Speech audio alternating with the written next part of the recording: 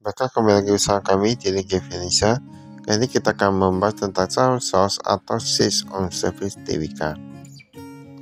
Nah, ini pokoknya kota ketiga 2024 di sini ada disebutkan direktur utamanya yaitu Hiroshi Iwai, kemudian ada direktur Akira Kawamura. Nah, ini kita lihat ini namanya ini kayak agak ke Jepang-Jepanan gitu ya. Untuk lapang angka ini nilainya itu dia 1 tahun penuh tapi betul dia rupiah. Kasan setara kas dari 86 miliaran sekarang menjadi 69 miliaran, dia berkurang, dia bukan sedikit. Kemudian persediaan kita di sini dia berkurang juga dari 7,5 miliaran sekarang menjadi 7,1 miliaran. Tapi itu berkurang kalau sekitar 400-an juta saja ya, gak gitu banyak. Nah, untuk total asetnya dari 461 miliaran sekarang menjadi 527 miliaran. Berarti dia ada peningkatannya, ini peningkatan cukup banyak. Untuk hutangnya kita lihat dulu, hutang jangka pendek dari 160 miliaran sekarang menjadi 218 miliaran, ini mengalami peningkatan. Tapi kita lihat dulu gimana dengan hutang jangka panjangnya ya, apakah meningkat juga. Data hutang jangka panjang meningkat juga, total hutangnya dari 166 miliaran menjadi 226 miliaran. Nah, ini peningkatan ini cukup banyak, sekitar 60 miliaran ya. Kalau kita di sini sekitar 60 miliaran. Apakah ekuitasnya bertambah? Ternyata ekuitas bertambah sedikit saja. Nah, ini paling bertambah sekitar 1 miliaran ya kalau kita lihat yang kepada entitas induk.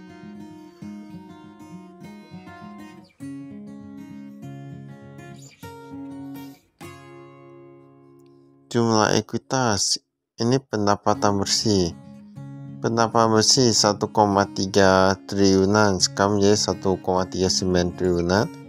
Laba kotor dari 137 miliaran sekarang menjadi 114 miliaran. Nah, ini berkurang ya, ini laba kotornya itu dia berkurang walaupun pendapatan bertambah, tetapi bahan pokoknya dia meningkat. Laba bersih tahun berjalan dari 31 miliaran sekarang menjadi 14 miliaran. Mengapa bisa begitu? Itu pun sebenarnya udah dibantu dan pendapatan lain yang entah dari mana yang meningkat cukup banyak ya.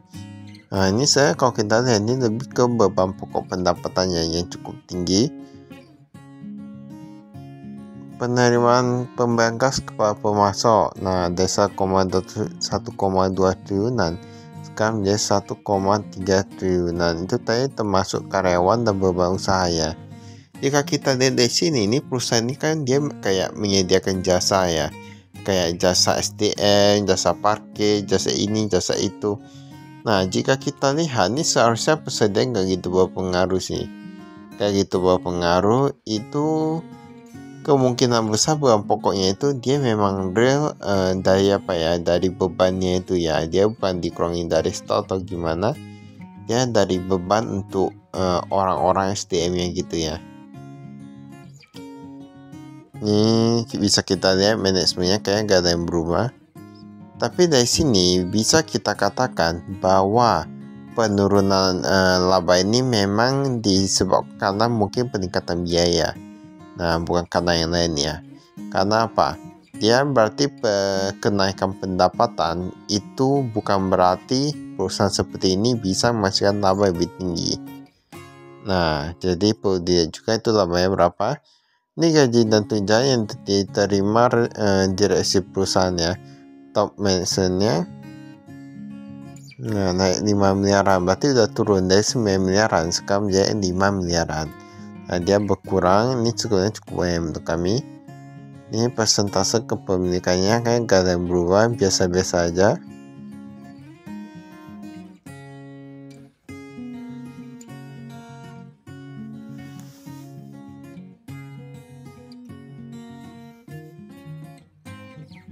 Kas dan setara kas,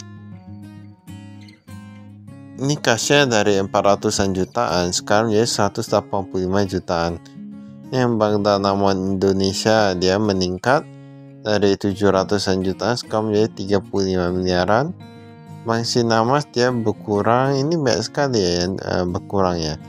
Nah, ini bisa kita lihat memang dia berkurang untuk totalnya dari 86 miliaran, sekarang hanya tersisa 69 miliaran.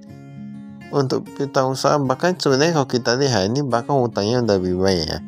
Hutangnya itu dia meningkat cukup banyak loh yang ini. Piutang usaha kita di sini, jasa penyedia sumber daya, nah ini belum dibayarkan 178 miliaran, jasa keamanan 55 miliaran. Ini Nah, jika kita dari sini, ini saya masih tergolong oke lah ya, kayak gitu macet kali. Yang lebih dari 3 bulan hanya sekitar 1 miliaran. Nah, ini bisa kita lihat untuk yang berdasarkan pelanggan ya. Nah, PT Pindo, Telipub, MP Pemis, semua ini mereka cukup pesat. Dari 26 miliaran sekarang menjadi 84 miliaran. Nah, ini berarti penjualan kepada mereka ini sangat banyak ya. Ini bahkan dia langsung menjadi yang pertama kemarin PT Indah Kiat, PT Kertas Jiwi Kimia, dan sekarang dia bisa mengalahkan beberapa perusahaan itu ya, beberapa perusahaan kertas itu. Ini menjadi yang paling tinggi.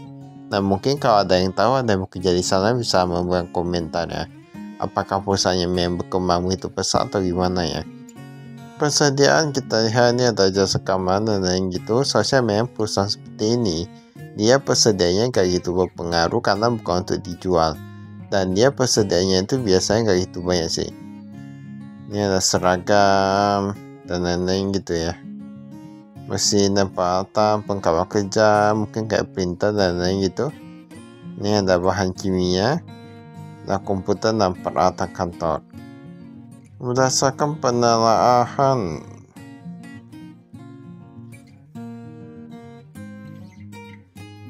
pendapatan, ini saya tetap bisa di sini.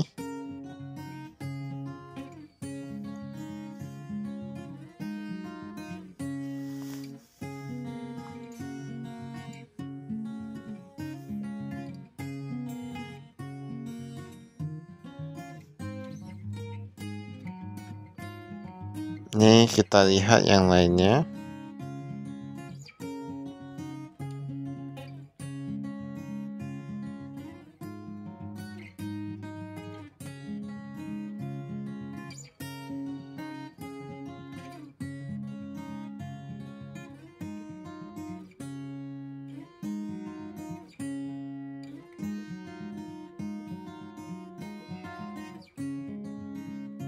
Nah, ini ada disebutkan untuk utang usahanya.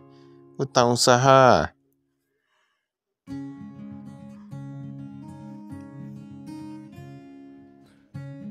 Ini yang pihak ketiga. Pusat Pengelolaan Komplek Gelora Bung Karno. Mungkin untuk yang persediaan mereka beda di sini ya. Tapi nggak tahu juga. Beberapa masih harus dibayar jasa penyedia sumber daya.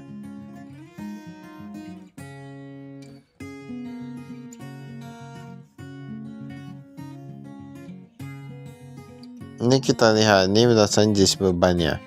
Nah, ini bebannya ini gaji THR ini paling tinggi. Ya namanya untuk perusahaan itu ya pasti tinggi ya. Nah, THR-nya juga tingkat kenaikan gaji 5% per tahun biasa aja ya kalau kita di sini. Termasuk kecil sih soalnya.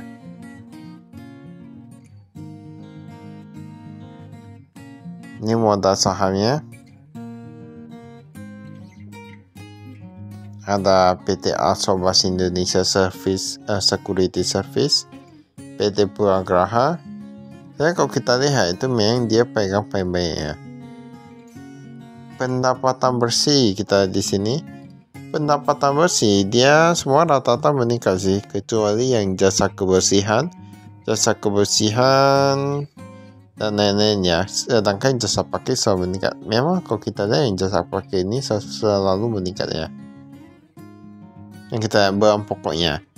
Nah, ini semua rata-rata. Oh, ini pun dia gak disebutkan secara rinci ya. Memang soalnya gak ada rinci sih. Ini kalau lebih berupa gaji, THR gitu-gitu lah ya. Jadi ibaratnya yang bisa mereka dapatkan itu dari persenannya. Beban pokok pendapatan. Nah, ini kita lihat ada beban ATK dan lain-lain. Ini beban umum dan administrasi.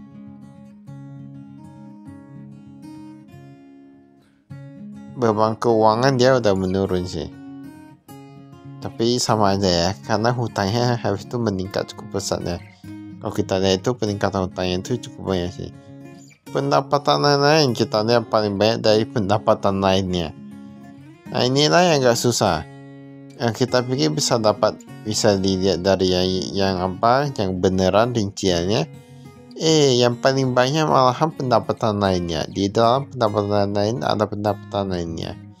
Ini yang perlu kita waspadai ya. Kita agak susah sih kalau yang namanya lainnya itu. Kita gak bisa tahu. Maka terus saya sekian, terima kasih, saya investasi.